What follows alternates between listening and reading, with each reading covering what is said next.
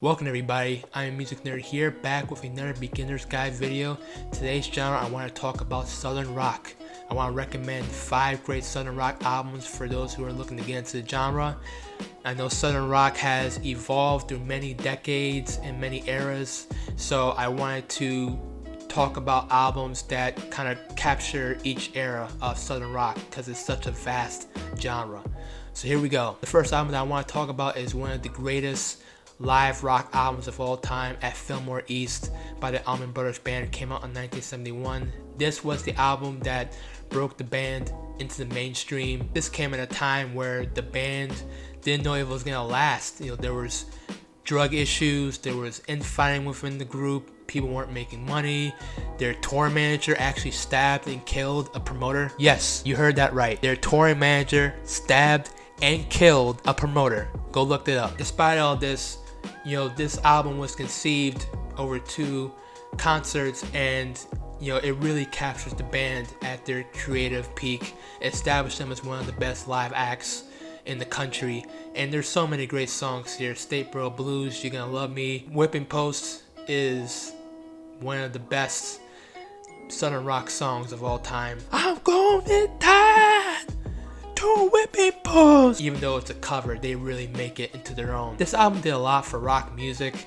and it really established that jam band genre that would become very popular in the 90s with Fish and Dave Matthews Band. These are 2 bands that certainly would not exist without the Allman Brothers Band.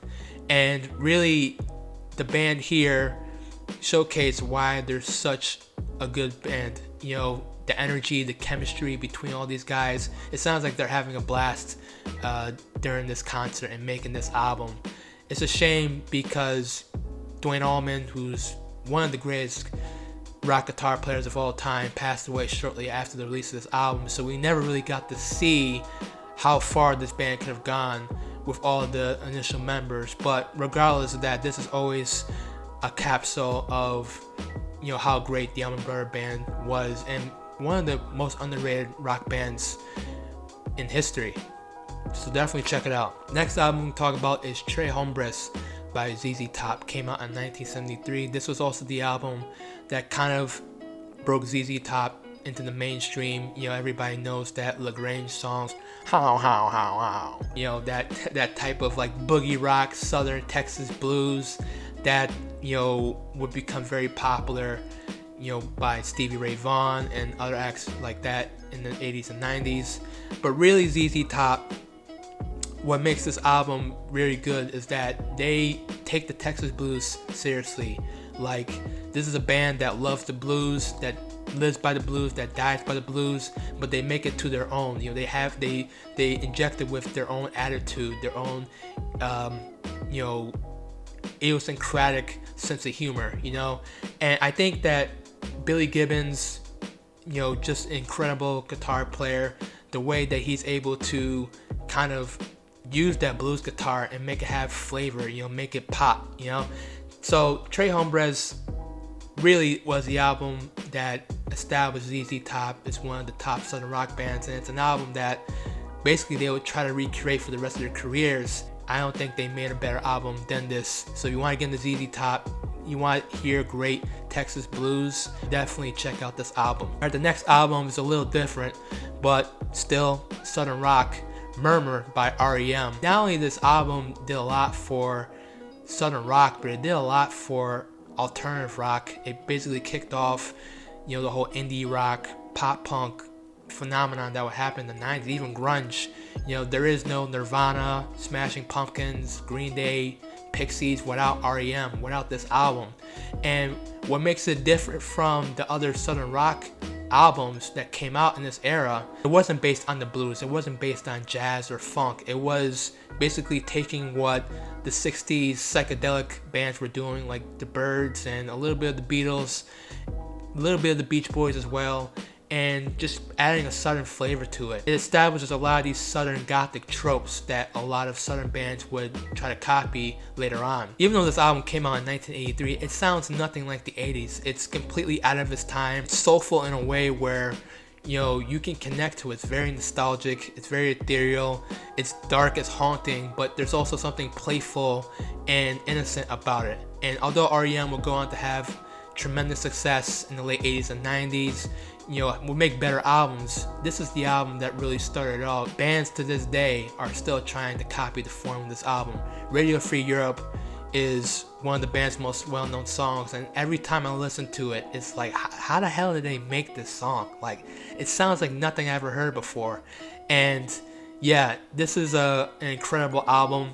And you may not think of REM as being like southern rock, but really they're one of the most iconic southern rock bands in history, so I could not include an album from them on this list. The Black Crowes, Southern Harmony, and The Musical Companion. This was their second album that came out in '92.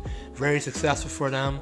Their first album to debut, #1. Tons of great hits here. Remedy is like a album rock classic. They play on rock radio all the time. Black Crowes were a band that I thought was gonna be like on the tier of like Bon Jovi or like Tom Petty and the Heartbreakers. Like, I thought Black Crowes was gonna be a legendary band, but it didn't really turn out that way. But what they were doing at the time is that they were kind of bringing back what the Stones and Rod Stewart and kind of like these British bands and these soul bands were doing in the 60s and 70s, and kind of bringing it back for Generation X in the 90s. And Chris Robinson, I love his vocals that kind of like rap. It's very reminiscent of Rod Stewart, young Rod Stewart, but his raspy vocals, it invokes so much soul and so much passion that it really like hits you in the feels. And so this album established Black Crowes as one of the top rock bands in the 90s.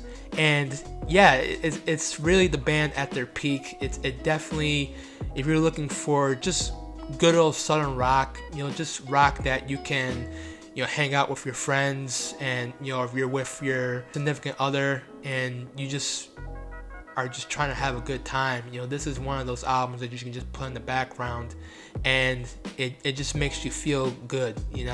It's not pretentious. They're just gonna give it to you straightforward rock and roll music. Definitely a great album to check out. And last but not least, I wanted to put a more modern southern rock album.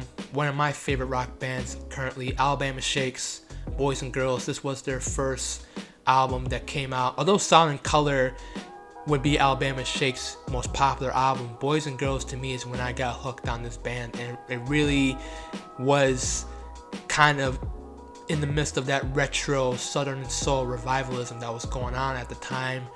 Black Keys was kind of doing that, Jack White. The difference is that Alabama Shakes is actually from the South. There's the difference between getting grits and gravy from California and getting grits and gravy from like Georgia. It's like when it has that like steeped like southernness to it, it's totally different. And so this album to me really put Alabama Shakes in the map. Brittany Howard, just one of the best voices currently in rock, just a powerhouse of a voice. And songs like Hold On, Always Alright, these are songs that really could have been made in the late 60s and early 70s and still hold up. So Alabama Shakes, they are a band that you can tell is proud of their southernness. You can tell that loves roots music, loves the blues music of the old, but they also try to keep it modern. They also try to keep it fresh. It's not a band doing an homage or an imitation of those late 60s, early 70s southern bands. They're really trying to take it to new places, and I love this album. If you're looking to see what this band is really all about and why they're such a great southern rock band, check out this album. And those are my 5 southern rock albums that I would recommend to anybody who's looking to get into the genre. Thank you guys for watching this video. If you like this content, hit the like button down below, hit the subscribe button down below. I appreciate the support that you get to this channel, but let's keep it growing, guys. So I have more content on the way. YouTube recommends these 2 videos to check out after this one. As always, till next time, peace.